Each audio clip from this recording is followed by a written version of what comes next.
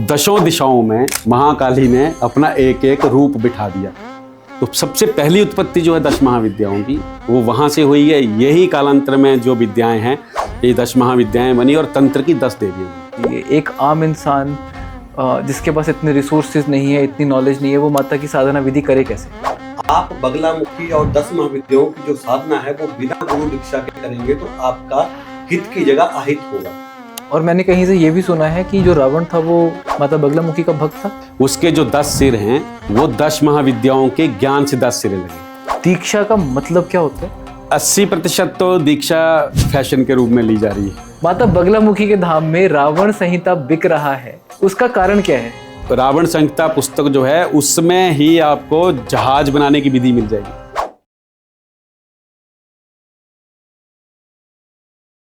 आप सभी लोगों से एक रिक्वेस्ट है कि हमारे चैनल को सब्सक्राइब जरूर करो। जितना आप हमारे चैनल को सब्सक्राइब करोगे उतना ज़्यादा चैनल हमारा ग्रो करेगा और उतने बड़े स्पीकर्स को हम अपने यहाँ पे पॉडकास्ट के ऊपर बुला सकेंगे। अभी तक का जो डाटा है 70% लोग हमारे चैनल को व्यू तो करते हैं पर उसको सब्सक्राइब नहीं करते। जब आप सब्सक्राइब करेंगे तो हमें रियली में हेल्प मिलती है। जय माँ बगलामुखी दोस्तों, आज हमारे VR हिमाचल के चैनल पर हमारे गेस्ट हैं आचार्य दिनेश जी और आचार्य विपिन जी, जिनसे हम लोग माता बगलामुखी के बारे में जो जिज्ञासाएँ हमारी पिछली बार रह गई थी उसको पूरा करने के लिए आए हैं। बहुत बहुत स्वागत है आपका हमारी पॉडकास्ट पे। जय माता। जय माता दी। पिछली बार जब हम लोगों ने अपनी पॉडकास्ट स्टार्ट की थी तो हम सीधा माता बगलामुखी के ऊपर आए थे। माता बगलामुखी अष्टम महाविद्या हैं, तो आज थोड़ा सा आपसे हम लोग इन 10 महाविद्याओं के प्रादुर्भाव के ऊपर भी बात करना चाहते हैं। तो सबसे पहले मैं चाहता हूँ कि माता बगलामुखी का ध्यान करें। ओम सौवर्णासनम संस्थितां त्रिनयनां पीतांशुकोलासनीं हेमाभांगरुचिं शशांक मुक्तां सचंपकस्त्रयुगतां हस्तैर्मुद्गरपार्श्वदरसनां संबिभरतीं भूषणैर्व्याप्तांगीं बगलामुखी त्रिजगतां सस्तंभनीं चिंतये। जय माँ बगलामुखी। रोहित जी, आपका प्रश्न है कि जैसे माँ बगलामुखी का प्रादुर्भाव अलग से हुआ तो 10 महाविद्याओं का प्रादुर्भाव पहली बार कब हुआ होगा? मैंने पिछली बार भी आपको ये बताया था कि ये जितनी भी 10 महाविद्याएं हैं या महाब्रह्मास्त्र विद्याएं हैं, इनकी हर युग में, हर मतलब समय पे हर युग में आवश्यकता पड़ी ऋषि मुनियों को, तो इनका प्रादुर्भाव हर युग में अलग अलग समय में हुआ है। लेकिन पहली बार का जो प्रादुर्भाव है वो सबसे जो प्रचलित कथा है वो ये है कि भगवान शिव और सती का आपस में एक विवाद हो गया था। राजा दक्ष के यज्ञ पे निमंत्रण ना आने के कारण भगवान शिव ने माता जी को बोला कि मैं इस यज्ञ में नहीं जाऊंगा। पर सती जो थी, माता जो थी, उन्होंने जिद की कि नहीं, मेरे मायके में यज्ञ हो रहा है तो मैंने अवश्य जाना है। तो बहुत क्रोधित हो गई। भगवान शिव वहाँ से मतलब दूर जाने लगे उनसे कि मैं नहीं जाऊँगा, वहाँ से भागने लग पड़े। तो सती जो थी उन्होंने महाकाली का रुद्र अवतार धारण किया बहुत क्रोधित होकर, और दिशाएं जो होती हैं हमारी 10 होती हैं। दशों दिशाओं में महाकाली ने अपना एक एक रूप बिठा दिया कि भगवान शिव जो हैं वो यहाँ से भाग ना पाए। तो सबसे पहली उत्पत्ति जो है 10 महाविद्याओं की, वो वहाँ से हुई है। यही कालांतर में जो विद्याएं हैं, ये 10 महाविद्याएं बनी और तंत्र की 10 देवियाँ बनी। तो जो माता बगलामुखी है उसकी जो एक साधना विधि होती है वो एक आम इंसान के लिए क्या रहती है? यहाँ पर तो आप जो करते हो उसके अंदर तो बहुत ज़्यादा आपको एक मंत्रोच्चारण का एक ज्ञान होना चाहिए। एक आम इंसान जिसके पास इतने रिसोर्सेज नहीं है, इतनी नॉलेज नहीं है, वो माता की साधना विधि करे कैसे? देखिए रोहित जी, हमने आपको पिछली बार भी बताया कि माता के जो साधक होंगे वो बिना गुरु दीक्षा के साधना नहीं कर सकते। कालांतर में क्या होता था कि देवता लोग मुख से अपना मंत्र देते थे और उसको जागृत अवस्था में किया जाता था। जैसे हम मान के चलें कि कैलाश पर्वत है, वहाँ पे जाना संभव नहीं था, तो रावण को जिद आ गई कि मेरे को कैलाश पर्वत पे जाना है। तो रावण तपस्वी था, ज्ञानी था, तो उनको आभास हुआ, शिव ने बोला कि अगर मेरी साधना करना चाहते हो तो मेरे पास आओ आप। तो जब वो वहाँ गया तो वहाँ उसको महात्माओं ने और ऋषि ने बोला कि ये तो क्षेत्र ही अमोघ है। अमोघ अर्थात इस क्षेत्र में कोई नहीं आ सकता। दर्शन तो दूर की बात है, इस क्षेत्र में कोई टिक भी नहीं सकता। जैसा कि आप कालांतर में भी तक जानते हैं कि कैलाश पर्वत पे कोई भी नहीं जा सकता है। तो उनको बोला गया कि जब तक आप शिव की साधना नहीं करोगे तब तक आप उस क्षेत्र में नहीं जा सकते। तो आपको सुन के आश्चर्य होगा कि रावण दशानन था। तो दशानन जो था वो 10,000 वर्ष में एक मुख लगा था रावण को। तो अर्थात 1 लाख वर्ष रावण ने तपस्या की थी, तब वो शिव के पास कैलाश पर्वत पे जाके पहुंचा था। तो सीधा सीधा कहने का अभिप्राय ये है कि साधना तो प्राचीन समय से ही बहुत कठिन अवस्था में जा रही है। बाद में इंद्र जी को भी आभास हुआ था, इंद्र जी भी चाह रहे थे कि रावण शक्तिशाली बनेंगे तो मैं भी कुछ क्रियाएं करूं। तो बाद में इंद्र जी ने भी 5 से 50,000 वर्ष तक साधना की, गैप दे करके। तो कालांतर में तो मुखार ऋषि मुनि थे, कालांतर में वो उनके मुख से सुन करके साधना और मंत्र सिद्ध किया करते थे, दीक्षा लेते थे। कलयुग का समय है, माँ बगलामुखी को छोड़िए, मैं आपके चैनल के माध्यम से सभी साधकों को बताना चाहूंगा कि सिर्फ आप बगलामुखी और 10 महाविद्याओं की जो साधना है वो बिना गुरु दीक्षा के करेंगे तो आपका हित की जगह अहित होगा। साधना और गुरु दीक्षा में फर्क है। जब आपको गुरु दीक्षा दी जाती है तो आप जानते हैं कि हर किसी न किसी देवी देवता का कोई ना कोई मंत्र होता है।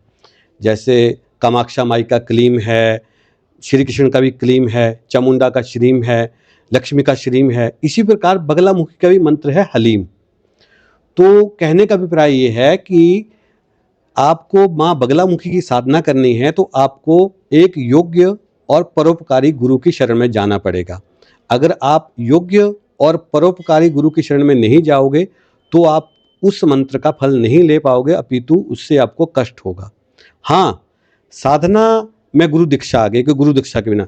बाकी सामान्य रूप से हमें और भी कई जिज्ञासु आकर के पूछते हैं कि अगर हम गुरु दीक्षा नहीं ले रहे तो हमें कोई ऐसा रास्ता बता दीजिए जिससे हम साधना कर सकें। तो आपके चैनल के माध्यम से मैं सभी को बताना चाहूँगा कि ये जो माता का चालीसा होता है, अर्थात माता का चालीसा है, माता के सतनाम है, माता का सहस्त्र नाम है, माता के नाम है, अर्थात उनको आप घर में जप करिए, उनको आप जप अर्थात उनको मुखारबिंद से बोलिए, वो आपको फल प्रदान कर सकते हैं। माता का चालीसा पढ़ लीजिए। लेकिन जब आप साधना की विधि में जाना चाहोगे तो गुरु दीक्षा के बिना वो साधना संभव नहीं होगी। तो इसलिए सर्वप्रथम आपको गुरु दीक्षा लेनी पड़ेगी, तभी आप माता के मंत्र और जप कर सकते हैं। बाकी सामान्य रूप में आप चालीसा और सतनाम सहस्त्रनाम माता के पढ़ सकते हैं, क्योंकि साधना के लिए आपको पहले कवच करना पड़ता है, माता का मंत्र दिया जाएगा। माता का जैसे हलीम बीज है, किसी भी देवी देवता का या किसी भी भगवान का एक त्रयाक्षरी मंत्र होता है, जैसे हलीम है या क्लीम है या ओम है। तो हर किसी देवी देवता का एक छोटा सूक्ष्म सा, जिसको हम बोलते हैं शक्ति होती है, उसी मंत्र में सब कुछ निहित होता है। तो साधना के विषय में आपको यही बताना चाहूँगा कि साधना में आप किसी भी देवता की साधना या किसी भी देवी 10 महाविद्याओं की साधना करेंगे तो उसमें गुरु दीक्षा जरूरी है।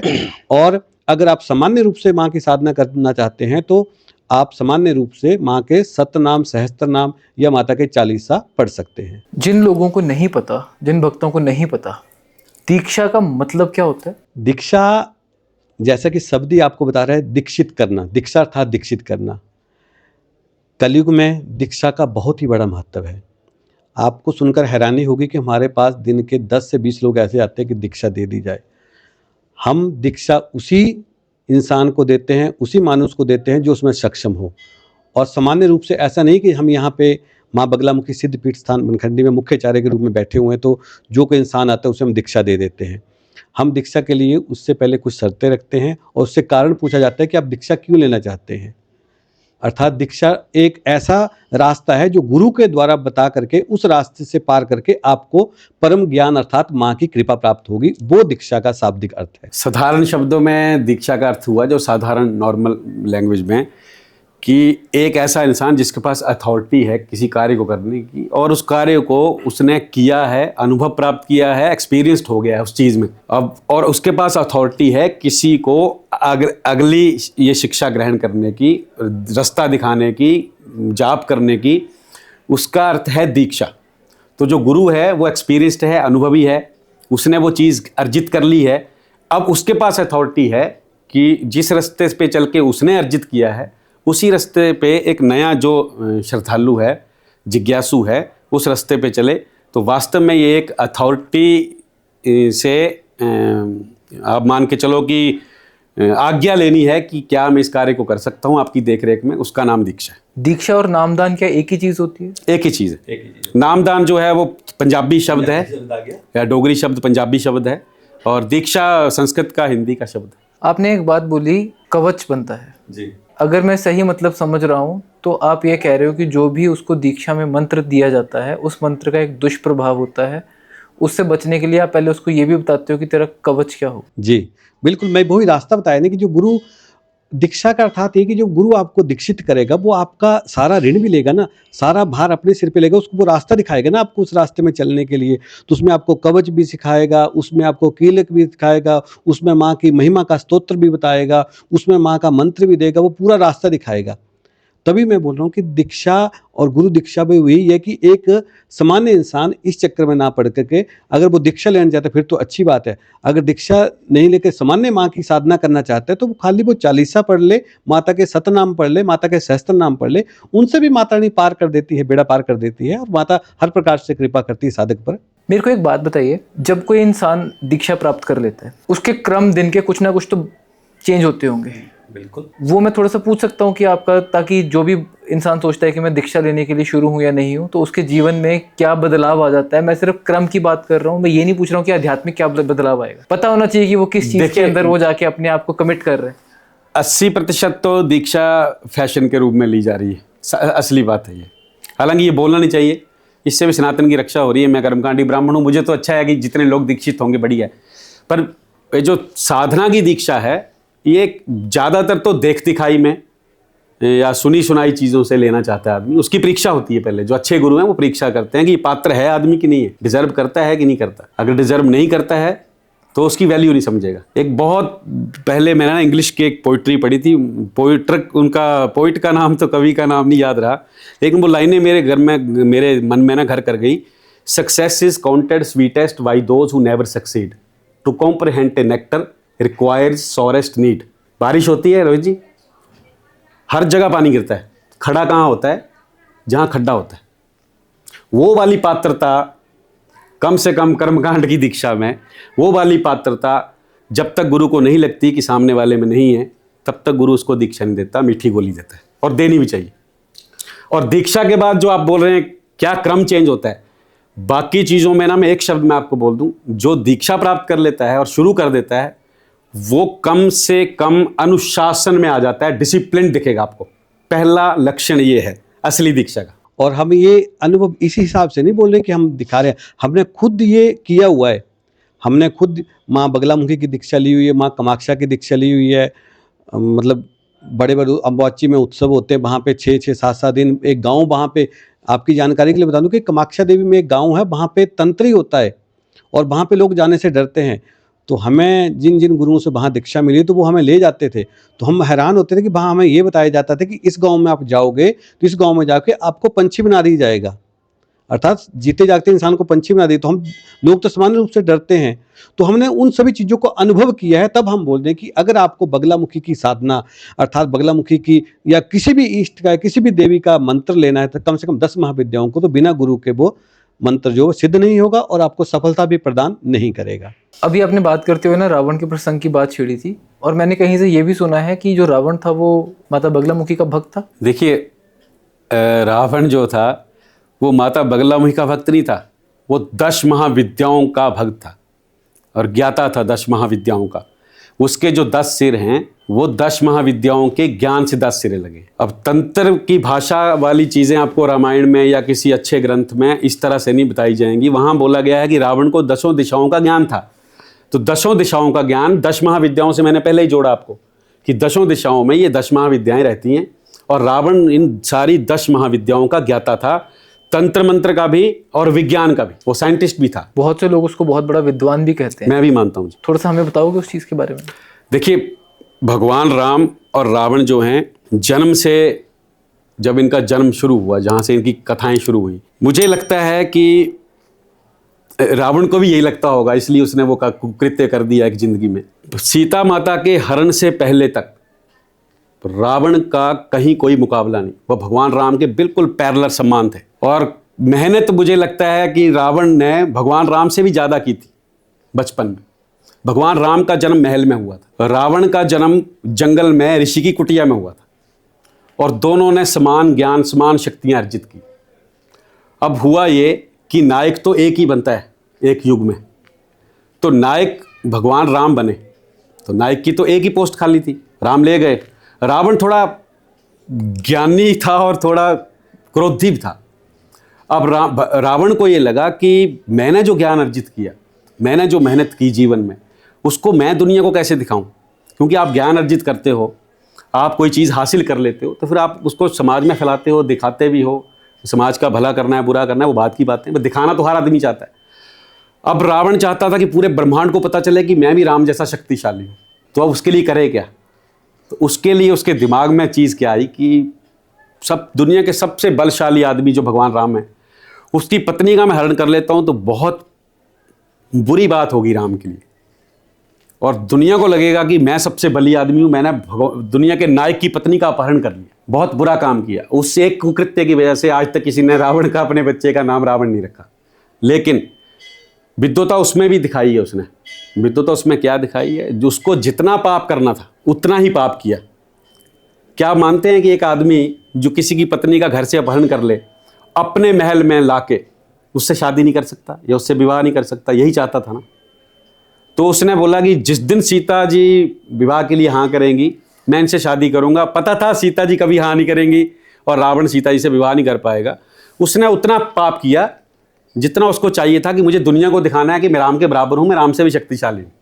पर कर्म तो कर्म होता है, बुरे कर्म का बुरा फल आता है। रावण ने सिर्फ दिखाने के लिए किया कि मैं भी बलशाली हूँ, मैं भी राम जैसा शक्तिशाली हूँ। आचार्य जी, एक बात आती है इसके अंदर, कई लोग ये भी कहते हैं कि उसको श्राप भी मिला हुआ था कि वो किसी पर स्त्री के ऊपर ज़बरदस्ती नहीं कर सकता था। एक तो ये बात आती है। दूसरा, कई कथावाचक भी मैंने आपकी इस बात को मानते हुए सुने हैं जो ये बात कहते हैं कि रावण को ज्ञान था कि जो दूसरी तरफ हैं वो नारायण हैं और उसका वध करने के लिए ही उन्होंने जन्म लिया है।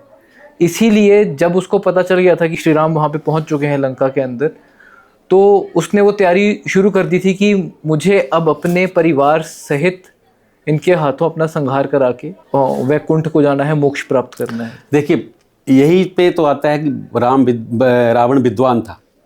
जब उसने कुकृत्य कर दिया आवेश में आके, उसके बाद जब ज्ञान हो गया कि ये तो नारायण है और बचना भी संभव नहीं है, तो क्यों ना पूरे परिवार को भगवान नारायण के हाथों से मोक्ष को प्राप्ति कराई जाए। और एक विद्वता उसने ये दिखाई कि जब भगवान राम ने शिवलिंग की स्थापना की रावण पर विजय प्राप्ति करने से पहले, तो उसके लिए उस क्षेत्र के सबसे बड़े विद्वान की खोज हुई। तो सबसे बड़ा विद्वान रावण निकला, और रावण ने ब्राह्मण का धर्म निभाते हुए भगवान राम के द्वारा जो शिवलिंग की स्थापना हुई थी उसकी प्राण प्रतिष्ठा जो है रावण ने करवाई थी। आचार्य जी, एक जिज्ञासा है मुझे। जब हम लोग कभी किसी धाम में जाते हैं तो वहाँ पर जो लोग अपना सामान बेचते हैं, माता का भी सामान बेचते हैं, तो समझ में आता है कि माता बगलामुखी का कोई सामान भेजेगा, चालीसा बेचेगा। मैं यहाँ पे दुकानें थोड़ी सी खंगाल रहा था बुक्स के लिए या फिर मूर्तियों के लिए। रावण संहिता दिखा मेरे को, माता बगलामुखी के धाम में रावण संहिता बिक रहा है। उसका कारण क्या है? देखिए, रावण, मैंने पहले ही कहा ना, वो बहुत बड़ा कर्मकांडी प्रकांड ब्राह्मण था। माता सीता के अपहरण के अतिरिक्त उसने बहुत बड़ा कोई पाप कर्म नहीं किया, पर वो इतना बड़ा पाप कर्म बना कि भगवान नारायण का स्वरूप भगवान राम और पूरे ब्रह्मांड के नायक और एक पतिव्रता स्त्री का अपहरण करके उसने अपना नाम मिट्टी में मिलाया और बहुत बड़ा ये कुकर्म करके मृत्यु को प्राप्त हुआ। पर तंत्र का इतना बड़ा ज्ञाता था। रावण संहिता पुस्तक जो है उसमें ही आपको जहाज बनाने की विधि मिल जाएगी। उसके अंदर बहुत तंत्र मंत्र की प्रक्रिया लिखी हुई थी। ये जो ऑल्वेर राइट बिल्बर राइट थे, जिन्होंने पहली बार जहाज उड़ाने के लिए मतलब प्रेरणा ली थी, वो रावण संहिता पुस्तक से ही प्राप्त की थी। मैं लेके जाऊंगा जाते हुए यहाँ से रावण संहिता। रावण संहिता में एक अपराजिता स्तोत्र है। अपराजिता स्तोत्र, दुनिया के जितने बड़े विद्वान हैं सनातन धर्म के, जब कोई संकट में आता है तो मुझे लगता है 50% लोग उसको अपराजिता स्तोत्र रेकमेंड करते हैं। इसको घर में रखना बुरा तो नहीं होता? नहीं, बुरा क्यों है? धार्मिक ग्रंथ है, ज्ञान है। ज्ञान वाले किसी भी ग्रंथ को घर में रखने से क्या पाप होगा? जब भगवान राम ने रावण से अपने शिवलिंग की पूजा करवाई, तो जो अच्छे गुण है वो ले लीजिए किसी से भी, जो बुरा गुण है उसको त्याग दीजिए और उसके लिए उसे दंडित भी कीजिए। जब हम लोग रावण की बात करते हैं तो तंत्र और मंत्र की बात बहुत ज़्यादा आती है। ये मंत्र वर्क कैसे करता है? सरल भाषा में समझना चाहते हैं कि संस्कृत में समझना? दोनों में समझना चाहते हैं। आप किसी भी भाषा की पुस्तक लीजिए, उसको देखना शुरू कीजिए। पढ़ तो सकते नहीं क्योंकि भाषा आती नहीं आपको। आप उसको देखते रहिए रोज, समय का मुझे नहीं पता कितना रहेगा, किसी के लिए कम, किसी के लिए ज़्यादा, डीएनए के हिसाब से। एक दिन ऐसा आएगा कि वो पुस्तक किसी भी भाषा में लिखी है वो खुद बोलना शुरू कर देगी और वो भाषा आप समझ जाओगे। और सरल भाषा में समझाऊं मंत्र कैसे काम करता है जो बच्चों के काम आ जाए, क्योंकि अगली पीढ़ी को ट्रांसफर करना है सनातन धर्म। कॉन्वेंट स्कूलों में हम बच्चों को पढ़ा रहे हैं सबको, इंग्लिश स्कूलों में, तो उनके लिए थोड़ी सरल भाषा का प्रयोग करेंगे तो ज़्यादा उचित होगा। आपका नाम रोहित है, 5 रोहित लेंगे, वहाँ सामने खड़ा करेंगे और मुंह आपका उस तरफ होगा, पीठ मेरी तरफ होगी। चारों रोहित मुझे नहीं जानते, मेरे वाला रोहित सिर्फ आप हैं जो मुझे जानते हो। मैं यहाँ से रोहित शब्द बोलूँगा, उच्चारण करूँगा, लॉजिकली तो आपको देखना चाहिए मुड़ के, क्योंकि आप मुझे जानते हो, पर मैं दावे के साथ बोलता हूँ कि 5 रोहित मुड़ के देखेंगे 5 रोहित मुड़ेंगे ना जी हाँ। तो वो जो रोहित शब्द है ना उसमें एक शक्ति बन गई ना। मैंने तो आवाज़ लगाई है, मैंने पुकारा है सिर्फ आपके लिए, पर मेरे रोहित शब्द में ऐसी शक्ति है, आप 5 के लिए, बाकियों के लिए नहीं, कि वो रोहित बोला किसी के लिए गया है, लेकिन 5 रोहित मुड़ के देखेंगे। वो इसलिए देखेंगे कि ये रोहित शब्द है, ये आपने अभी तक, क्या आयु है आपकी? 39। 5 करोड़ से लगभग तक आपने सुन लिया ये शब्द। तो जब किसी भी शब्द को निरंतर बार बार बोला जा रहा है, सिंपल सा शब्द है रोहित, ये कोई मंत्र नहीं है। रोहित को इतनी बार आपने सुन लिया है कि रोहित धीरे से भी कोई बोलता है तो आप पे तुरंत वाइब्रेटिंग होती है और आप डाइवर्ट होते हो, आप प्रभावित होते हो, आप मुड़ के देखते हो कि रोहित कौन पुकार रहा है। विपिन कोई पुकारता रहे आपको फर्क नहीं पड़ेगा, आपको रोहित कोई पुकारेगा धीरे से भी। और मैं दावे के साथ बोलता हूं, आज आपका नाम रोहित की जगह विपिन कर देंगे, 1 साल बाद रोहित शब्द की 0 हो जाएगी वैल्यू, क्योंकि वो आपने सुनना बंद कर दिया। मंत्र भी ऐसे ही काम करता है। एक मंत्र को जब हम बार बार रिपीट करते हैं तो जिस देवता के लिए लिखा गया मंत्र, जिस देवता का मूल है वो मंत्र, उस देवता को वाइब्रेट करता है, वहां तक आपकी आवाज पहुंचाता है और वो मुड़ के देखते हैं फिर आपकी तरफ। आपने एक बड़ी साइंटिफिक बात कर दी, साइंटिफिक भी कर दी और मैं समझ भी गया आपकी बात का मतलब क्या है, पर मैं उसके ऊपर एक थोड़ा सा और पूछता हूँ आपसे। जो हमारे देवी देवता हैं वो नाम को समझते हैं कि वो वाइब्रेशन के पैटर्न को समझते हैं? वाइब्रेशन के पैटर्न को, क्योंकि नाम तो है रोहित जी, आप मेरे से छोटे, मैं आपका नाम ले पाऊंगा। हम अपने से बड़ों का, माता पिता का नाम नहीं ले पाते, तो देवताओं का नाम लेके तो उनको बुलाया नहीं जा सकता। सरल भाषा में तो ये आ गया आपको। वो जो मंत्र हैं जहां से उनका जन्म हुआ है, मंत्र से देवताओं का जन्म होता है। जिस मंत्र से पहली बार खुद भगवान ने उनको आवाहन किया था, उस मंत्र को जब आप रिपीट करते हो बार बार, तो उस देवी देवता तक जिसकी आपको इच्छा है वो आपके साथ कनेक्ट हो जाता है। वो कनेक्टिविटी है। और ये भी सुना होगा आपने कि 1.25 लाख मंत्रों का जाप हो रहा है। हाँ जी। उसका अर्थ पता है? आज आपके चैनल के माध्यम से सारे दर्शकों को बताना चाहता हूं कि 1.25 लाख जाप का मतलब ये होता है कि उसमें 1.25 लाख मंत्र, अलग अलग प्रकार के मंत्र नहीं बोले जाते, एक ही होता है। एक ही मंत्र को 1.25 लाख बार रिपीट किया जाता है, जप किया जाता है उसको। तो अगर मंत्र एक ही है तो एक बार में बोल के फल मिलना चाहिए, नहीं मिलेगा। रोहित शब्द प्रभावित कराने के लिए रोहित को 5 करोड़ बार सुनना पड़ा आपको, तो उस मंत्र को 1.25 लाख बार इसलिए रिपीट करते हैं कि उसकी एक एनर्जी बनती है, वास्तव में बनती है साइंटिफिकली, और वो उस देवी देवता को आपके साथ कनेक्ट कराती है। ऐसा कह सकते हैं ना कि आप बोली जा रहे हो, एनर्जी इकट्ठी हो ही जा रही है, और कहते हैं ना जब वो एक्सप्लोजन होगा तो फिर वो तीर की तरह छूट के वहां तक जाएगा जिसके लिए वो मंत्र लिखा गया। एक दिन मैं बैठा हुआ था, अब मैं थोड़ा सा आपको और बताता हूँ।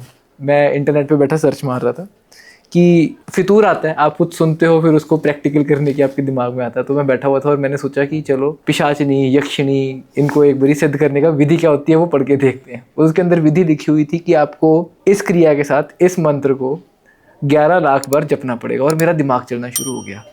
मैंने कहा अगर मैं नॉर्मली एक दिन में चौकरी मार के बैठ जाता हूँ, तो अगर मैं वो मंत्र पढ़ने लगा, मैंने कहा 365 दिन में इतने मंत्र का जाप होगा, मैंने कहा 11 लाख मंत्र पढ़ने के लिए इतने साल लग जाएंगे, और मैंने वहाँ पे बंद कर दिया उसको। नहीं, वो तो शक्तियाँ प्राप्त करने के लिए समय और धैर्य उसकी आवश्यकता है। मैंने कहा तब तक तो बुढ़े हो जाएंगे उसके ऊपर। जी जी। पर आपने बोला कि मंत्र उनके तक पहुंचने का तरीका है, फिर तंत्र क्या है? बहुत अच्छा प्रश्न किया आपने। तंत्र जो है, जिसको हम तंत्र विद्या बोलते हैं, हुआ क्या है, भारत की विडंबना क्या है कि तंत्र विद्या जो है, जब तंत्र का नाम आता है तो सबसे पहले दिमाग में ध्यान आता है जादू टोना, भूत प्रेत पिशाच। ये तंत्र का बिगड़ा हुआ रूप है। मैं तो आपको आज रोकने वाला हूँ, क्योंकि अब आप विद्या का भंडार दे रहे हो तो मैं रोकूंगा। यहाँ पर मेरी एक जिज्ञासा है जो पिछले 10 दिनों से चल रही है दिमाग में। कहते हैं कि ये जो भी जादू टोना ये सब कुछ है, ये अथर्ववेद में से निकला है। चलिए ऐसी ये चीज़ हम अपने मुख से तो नहीं मैं बोल पाऊंगा अथर्ववेद से निकला है, पर तंत्र विद्या का एक पार्ट है। ठीक है। और तंत्र विद्या का बिगड़ा हुआ रूप है, मतलब बहुत छोटा सा रूप है, जादू टोना और भूत प्रेत पिशाच। तंत्र विद्या वास्तव में क्या है, एक सिंपल उदाहरण दे के समझाऊं कि मतलब पूरे ब्रह्मांड को तंत्र की आवश्यकता है, इतना विशाल है तंत्र विद्या। ये सुना है आपने कि आप दो शरीर होते हैं, एक बाहर मिट्टी का शरीर जिसमें पंच तत्व हैं, और एक सूक्ष्म शरीर जिसे आत्मा परमात्मा लोग अपने हिसाब से बोलते हैं। अब देखो शरीर अगर दो हैं हमारे, तो उपचार भी तो दो होंगे ना। कभी ये बीमार पड़ जाए शरीर, कभी ढीला पड़ जाए, कभी सुस्त हो जाए, कमजोर हो जाए, तो उपचार भी दो होंगे ना। तो एक उपचार है आयुर्वेद, और उपचार क्या करते हैं? आयुर्वेद का मतलब विज्ञान, विज्ञान का पार्ट हुआ आयुर्वेद।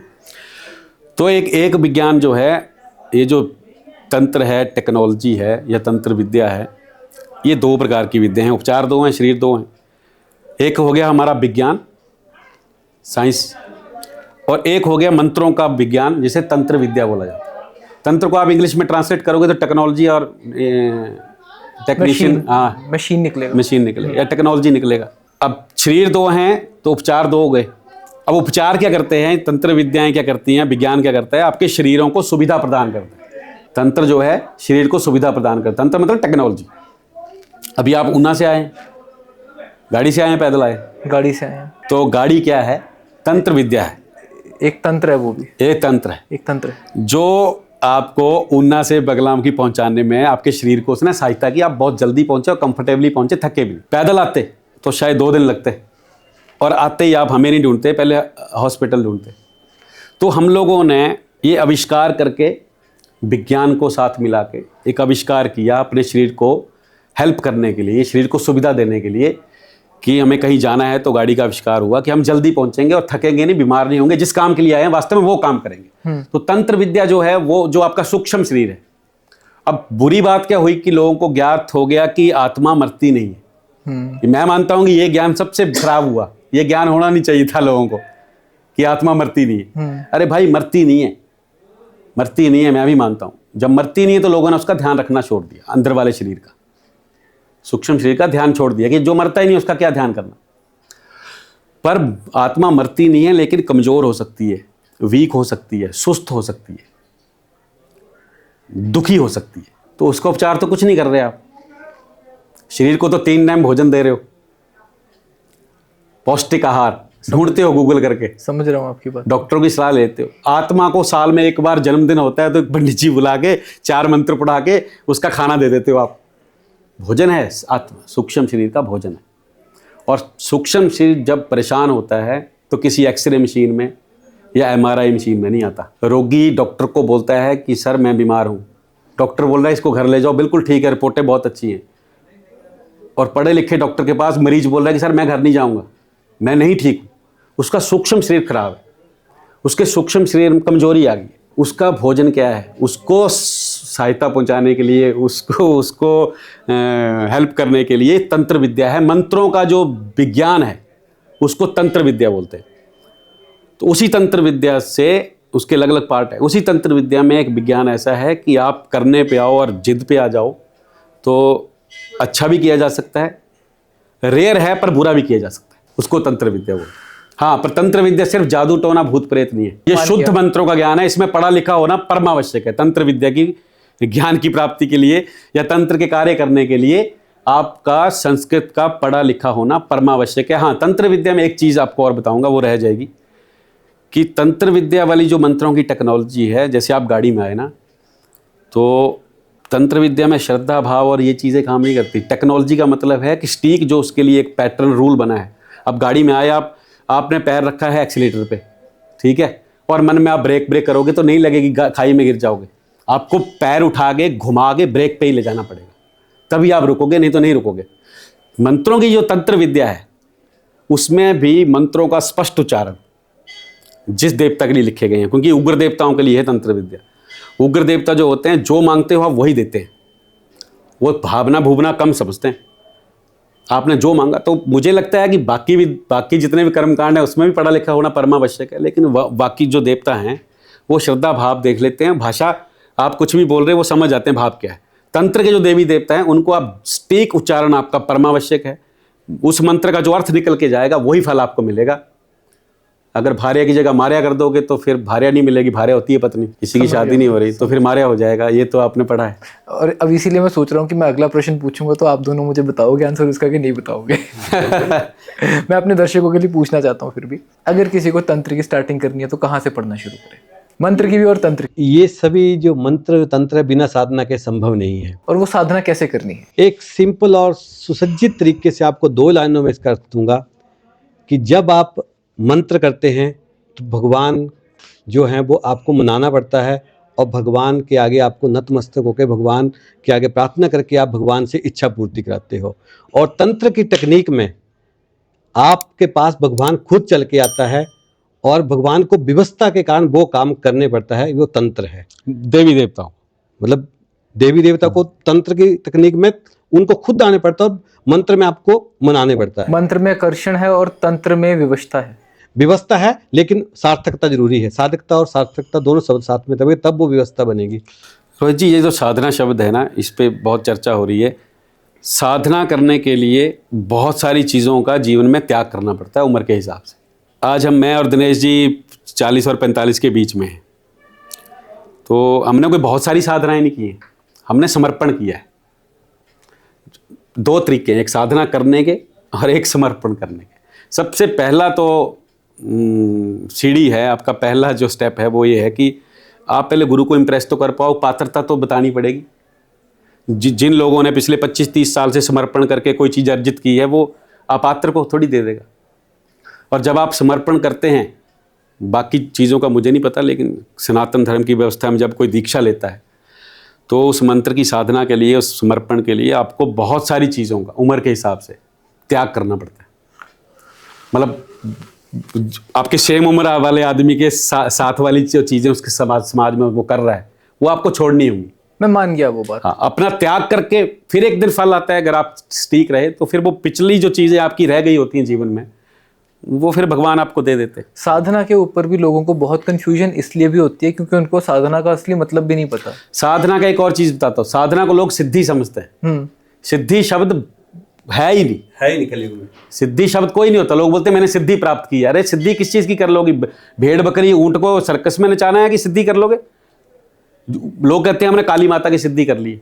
अरे काली माता की फोटो तो देखो, भगवान शिव नीचे लेटे, काली माता ने छाती पे पैर रखा हुआ है, भोलेनाथ पे पिताजी हैं पूरे ब्रह्मांड के, उनकी छाती पे पैर रखा है महाकाली ने। और मेरे जैसा मूर्ख एक बोल रहा है कि मैंने महाकाली की सिद्धि कर ली है।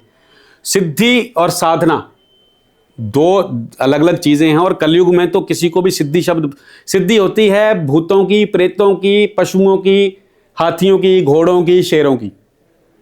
सिद्धि मतलब नियंत्रण में कर लेना, कंट्रोल कर लेना। भगवान की, देवी देवताओं की सिद्धियां नहीं होती, उनकी साधना होती है और समर्पण होता है। और साधना का वो भी देखो ना कि रावण ने 1 लाख वर्ष तपस्या कर करके तब शिव के पास नहीं पहुंच सके। इंद्र जी ने साधना की, सिद्ध किया, तो वो साधना सफल ना हो सकी। हम आप तो 100 साल तो हमारी 40-17 साल तो आई ही नहीं हमारी, हम कैसे सिद्धि को प्राप्त और महाकाली की सिद्धि आडंबर है। सिद्धि जो शब्द है वो सारा आडंबर है। वास्तविकता में सिद्धि कोई इंसान किसी भी तरीके से नहीं कर सकता है। ये बेवजह लोगों को गुमराह किया जा रहा है। आपके चैनल के माध्यम से बताना चाहूँगा, साधना वास्तव में एक अध्ययन है। एक आप पाठशाला में अध्ययन करते हैं, स्कूल में। साधना भी एक अध्ययन है, अध्यात्म का अध्ययन, पर उसमें शरीर को भी साथ में साधित करना पड़ता है। पाठशाला में जो आप पढ़ाई कर रहे हो, आपको नंबर लाने हैं। आपका बेटा 100 के भी पढ़ रहा है और ब्रिलियंट है तो आप कभी नहीं बोलोगे कि यार 100 के मत पढ़ो।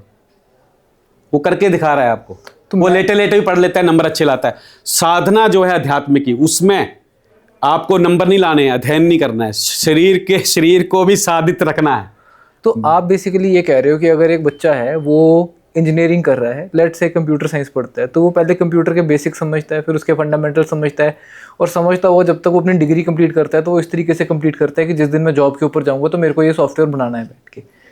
अब ये सारी की सारी प्रोसेस अगर उसके लिए साधना है, तो जो हम लोग अपने अध्यात्म के अंदर साधना बोलते हैं उसका मतलब उसके लिए साधना नहीं है, वो अध्ययन है। अध्ययन है, वो साधना अध्ययन का क्या मतलब है? उस पढ़ाई में भी साधना होती है। साधना का मतलब है कि वही सेम पढ़ाई अगर उसने नंबर अच्छे ला दिए तो अपने लिए लाया, अपने लिए लाया। समाज में योगदान तब करेगा जब साधना, अध्ययन के साथ साधना करेगा। और उसका अर्थ क्या होता है? ये मैं सारे बच्चों को भी आपके माध्यम से छात्रों को बताना चाहता हूं। जो भी स्टूडेंट अच्छी पढ़ाई के साथ साथ गुरु में समर्पण करता है, श्रद्धा दिखाता है, चाहे पढ़ाई कंप्यूटर साइंस की कर रहा है, अगर उसने गुरु में समर्पण दिखाया है, गुरु में श्रद्धा भाव दिखाया है, गुरु के प्रति गुरु में खुद को समर्पित कर दिया है और गुरु का मान करता है, फिर वो साधना है। उसके अलावा वो पूरी यूनिवर्सिटी टॉप कर ले, पूरे देश में टॉप कर ले और गुरु को सिर्फ वो एक शिक्षक मानता है। गुरु और शिक्षक में बहुत भेद करते हैं हम लोग। शिक्षक है कि वो आया, उसने पढ़ाया, आपने वहाँ से पढ़ा और आपके मन में है कि मैं तो फीस देता हूँ। अगर आप उसको गुरु मानते हो, समर्पित हो, वहाँ उसका मान करते हो, फिर आप साधना में हो। तो मतलब आप कह रहे हो कि जब हम अध्यात्म में आ जाते हैं, आप उन चीज़ों को पढ़ रहे हो, उन चीज़ों का मंत्रोच्चारण कर रहे हो, उनको समझने की कोशिश कर रहे हो, पर साथ ही साथ श्रद्धा से उस ईश्वर के अंदर आपका समर्पण है, तभी वो साधना है, अदरवाइज वो साधना समर्पण भी है। और आपका चलना फिरना, उठना बैठना पूरे डिसिप्लिन में, अनुशासन में है। और मैंने क्या बोला था आपको पहले ही कि जो आदमी साधना में जाता है, पहले दिन से उसके मुंह पे दिखना शुरू हो जाता है कि वो अनुशासित है। कि आपके साधना के पहले दिन से, अध्ययन के पहले दिन से ही समाज में आप कुछ चीज़ें बांटना शुरू कर दो। दीक्षा लेने वाला छात्री बोलेंगे या शिष्य बोलेंगे, और साइंस की पढ़ाई करने वाला शिष्य, दोनों मतलब दीक्षा में तो कंपल्सरी है कि आपको चलना फिरना, उठना बैठना आपका अनुशासित होगा और साथ में गुरु में श्रद्धा होगी और उस देवी देवता के प्रति आप में समर्पण भाव होगा, श्रद्धा भाव होगा, तो आप उस रास्ते पे चल के सही जगह पहुंचेंगे। नहीं तो रास्ते में जहां रुक जाएंगे वहां से आपको कोई नहीं उठा सकता। और जो स्टूडेंट हैं उनको भी मैं आपके चैनल के माध्यम से ये बोलना चाहूँगा कि आप एक बार टीचर को ये मत मन में लेके चलो कि हम कोचिंग ले रहे हैं किसी से या उसको फीस देते हैं मेरे माता पिता। अरे वो एक अलग प्रोसेस है। फीस ब्राह्मण को भी दी जाती है, हर जगह फीस है। दक्षिणा का शब्द हजारों साल करोड़ों साल पहले शास्त्रों में लिखा गया है। आप सीखने किसी से जा रहे हो तो वो जो फीस है, वो जो दक्षिणा है, वो आपके पिता का, आपके माता का और वो स्टूडेंट का, उसका टीचर का, गुरु का है। आप उसमें मत घुसो। आप गुरु को भगवान मान के समर्पण करो। मैं यकीन के साथ बोलना चाहता हूं कि वो गुरु आपको सिर्फ पढ़ाएगा नहीं, सब्जेक्ट नहीं पढ़ाएगा, वो आपको दो चीज़ें ऐसी बता के जाएगा जिसको सीखने के लिए उसने पिछले 30 साल कड़ी मेहनत की है। और इस सारी चीज़ों में तंत्र मंत्र के अंदर फिर हवन कहाँ पे आता है? जिस स्थान पे आप बैठे हैं ना, यहाँ तो हवन का ही महत्व है। साधना तो हो गई साधक के लिए, पर कार्य सिद्धि के लिए कलयुग में एक रास्ता बताया, वो है हवन यज्ञ।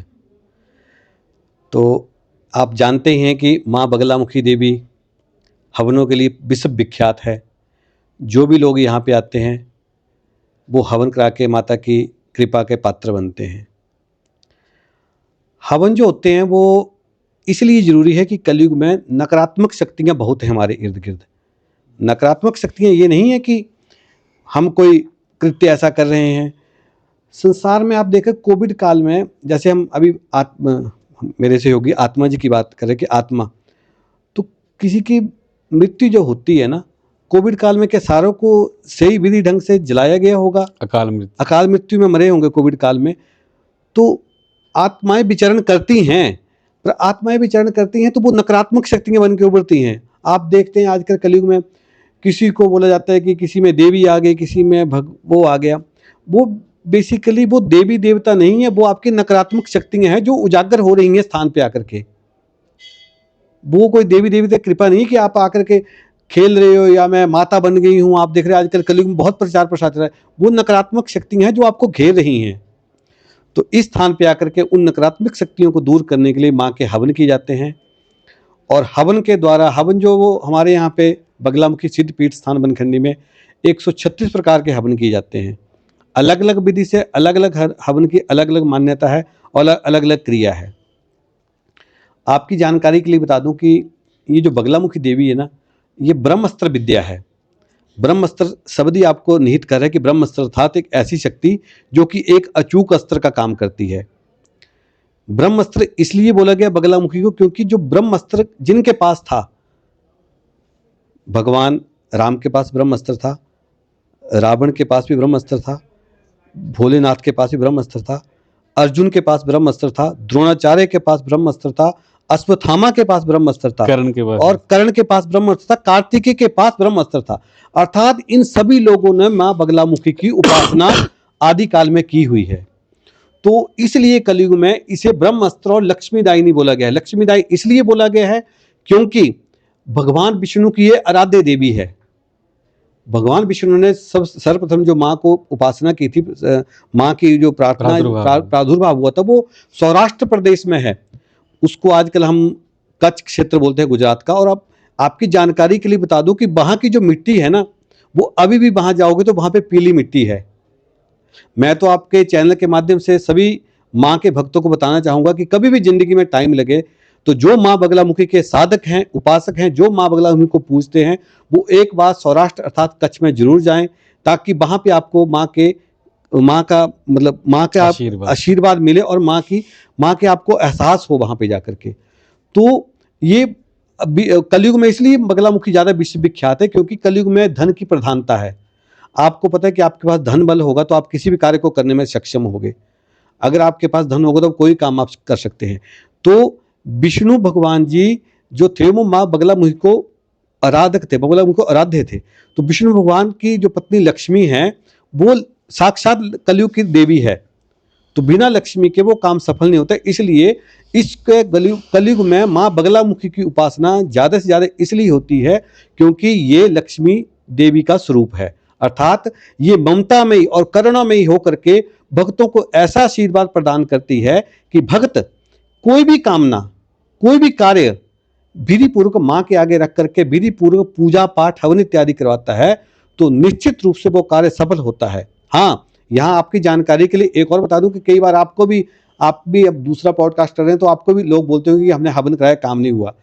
तो वो काम इसलिए कि प्रारब्ध में आपका जो पाप अर्थात जो आपके गलत कार्य हैं या आपके जो कोई पिछले जन्म के जो कर्म हैं उनको भरने के लिए भी वो सहायता करते हैं। तो अगर आपने थोड़ा निकाला होगा तो और हवन करने से वो आपको फल मिलेगा। हम ये नहीं बोल सकते कि एक बार हवन करने से फल मिलेगा। अगर आपके सत्कर्म में पिछले कर्म से प्रादुर्भाव में अर्थात प्रारब्ध में आपके अच्छे कर्म होंगे तो आपको एक हवन से फल मिल जाएगा, आपको नमस्कार से फल मिल जाएगा। अन्यथा आपको बारंबार हवन कर करके माँ की कृपा का पात्र बनेंगे। ये अटूट सत्य है। अपने आप भी कोई अपना हवन कर सकता है? मैंने पहले आपको बोला था कि अपने आप हवन करने की विधि वही है कि आप दीक्षित हैं। तो अब आप बोलो कि मैं किसी और जाति से संबंधित, तो बेसिकली हवन का जो प्रारूप है वो ब्राह्मण के द्वारा किए जाना उचित है। अच्छा, दीक्षा होती है तो उसको फिर प्रॉपर प्रक्रिया हाँ, प्रक्रिया का पता होता है उसको। अब आप बोले कि मैं हवन करूं तो आप सक्षम नहीं हो हवन करने। ठीक है, इसलिए हवन करने के लिए उचित ब्राह्मण का, परोपकारी ब्राह्मण का होना जरूरी है। जब हम लोग बात कर रहे थे ना, वहाँ बैठे हुए थे और आपने एक बात कही थी, वो बात मेरे दिमाग में अभी भी कहीं ना कहीं पे घूम रही है। आप कह रहे थे कि सतयुग की साधना और थी, आज की साधना और है कलयुग की। उसका मतलब क्या था? देखिए, सतयुग में मैं ये बोला कि सतयुग में भगवान जो थे ना, अर्थात जो ऋषि मुनि थे, पुरुष थे, वो एक रास्ता दिखाते थे और वहाँ पे साधना करने के लिए वर्षों लग जाते थे। कलयुग में तो साक्षात माँ बगलामुखी का वास है। कलयुग में मैंने आपको पहले बताया कि विष्णु के आराध्य देवी है, विष्णु लक्ष्मी के रूप में है और कलयुग में लक्ष्मी की प्रधानता है। राजेश्वरी, राज सत्ता की देवी, त्रिलोकों में पूजने वाली और त्रिदेवों की आराध्य देवी माँ बगलामुखी जो है वो कलयुग की आराध्य देवी है। सतयुग में महात्मा लोग तप करते थे, तपस्या करते थे, तो बहुत मुश्किल से हजारों लाखों वर्ष लग जाए तब साधना सिद्ध होती थी, अर्थात साधना का फल मिलता था। पर कलयुग में तो साधक मिल नहीं पाते आजकल के ज़माने में। आप अगर, मैं पहले बोला कि जो कोई दीक्षा भी लेगा ना, अगर 100 में से कोई 2% लोग होंगे जो वास्तविकता में दीक्षित होना चाहते हैं। मेरे सहयोगी विपिन जी ने बताया कि वास्तविकता में इसका दिखावा बहुत है, तो लोग तो दिखावे के लिए दीक्षा ले लेते हैं, कुछ कमाने के लिए ले लेते हैं, कुछ हमारे पास कई ऐसे उदाहरण, लोग हमारे पास हवन पूजा इत्यादि कराने आते थे। बाद में वो उन्होंने देखा जैसे आपने 2 4 5 10 15 20 हवन करा लिए, जाति चाहे उनकी कोई भी हो, बाद में वो भी बाहर जाकर के उपासक बने हैं, माँ बगलामुखी उपासक फलां फलां फलां फलां, बहुत बड़े बड़े अक्षरों में, पंडित नहीं लिखते, उपासक लिखा है। कि कुछ समन्वय बना रहेगा और विच्छेद रहेगा। आप पूछोगे नहीं कि आप कौन सी जाति से हैं। तो ये बहुत सी विडंबना है हमारे भारत की, बोले चाहे पूरे विश्व की, कि लोग जो है वो पीछा पीछी में चल करके अपने आप को गलत रास्तों में लेके जा रहे हैं। और आपको पता है कि कलयुग में लोग तो दुखी ही हैं, दुखी हैं। उनको तिनके का सहारा, डूबते को तिनके का सहारा वही हिसाब है कि किसी को सहारा चाहिए होता है। तो हर कोई वहाँ पे जा करके अपनी दुखड़ा दरो देता था और वो साधक बन जाते हैं और यहाँ पे आपके पूजा पाठ इत्यादि करते हैं। पर वास्तविकता में आपको यही बताना, जिस भी साधक ने माँ बगलामुखी की साधना की होगी उसके द्वारा किया हुआ कर्म कभी निष्फल नहीं जाएगा और उसको पूर्ण फल प्राप्त होगा। और साथ ही साथ उस जो कराने वाला है उस पर भी कृपा बनी रहेगी। क्योंकि माता को तो कलयुग में इसका माता का एक बड़ा ही गुणगान किया है। जैसे कि माता का श्लोक है, सौवर्णासन संसिताम त्रिणेनाम पीताम शुकोललाशनीम हेमा भांग रुचिम शशंक मुकुटाम सचंपकम स्त्रग्युताम हस्तेर मुदगर पासबद्ध रसनाम संबीव्रतिम भूषणी व्याप्तंगिम बगलामुखी त्रिजगताम सस्तंभनिम चिंतिये। अर्थात तीनों लोकों की देवी जो बगलामुखी है, सोने के सिंहासन पर विराजमान है। सोना ही एक ऐसी कलयुग में वस्तु है जो बहुत महंगी है। तो ये तो खुद सोने देने वाली अर्थात लक्ष्मी देने वाली है। तो कलयुग में जो कोई मानुष इस देवी के पास आकर के नतमस्तक होएगा, माँ का गुणगान करेगा, माँ की साधना करेगा, निश्चित रूप से उस भक्त के कष्ट कटेंगे। इसका जो मेथड है वो हवन है। हवन के द्वारा माँ को प्रसन्न किया जाता है और भक्त की चिंता का हरण किया जाता है। दिनेश जी, विपिन जी, जितनी बारी भी यहाँ पे माँ बगलामुखी के धाम में आते हैं बहुत अच्छा लगता है, बहुत प्यार मिलता है। जितनी बारी आते हैं यहाँ पे व्यवस्था परिवर्तन ही मिलता है, उसका राज क्या है? देखिए, ये जो व्यवस्था परिवर्तन है, जो अच्छी व्यवस्था हर बार आपको देखने को मिलती है, इसका सबसे बड़ा श्रेय तो हमारे आदरणीय महंत श्री रजत गिरी जी का है, उनके सहयोगी अरुण गोस्वामी जी का, और एक उनकी टीम है जिसमें हम 2 लोग भी शामिल हैं। तो जो मुख्यतः श्रेय है, जो विज़न है, ये साफ़ सफाई का, व्यवस्था का, अच्छी पूजा पाठ का, लंगर की व्यवस्था अच्छे से करनी, पानी की व्यवस्था अच्छे से करनी, और किसी भी आने वाले श्रद्धालु के साथ कोई हिडन एक्सपेंसिव अतिरिक्त दक्षिणा ना ली जाए, उस सब की व्यवस्था की देखरेख का सारा श्रेय जो है वो महंत रजत गिरी जी को है। दिनेश जी, विपिन जी, आपने इतना टाइम दिया उसके लिए बहुत बहुत धन्यवाद। बहुत बहुत आशीर्वाद। जय माँ बगलामुखी।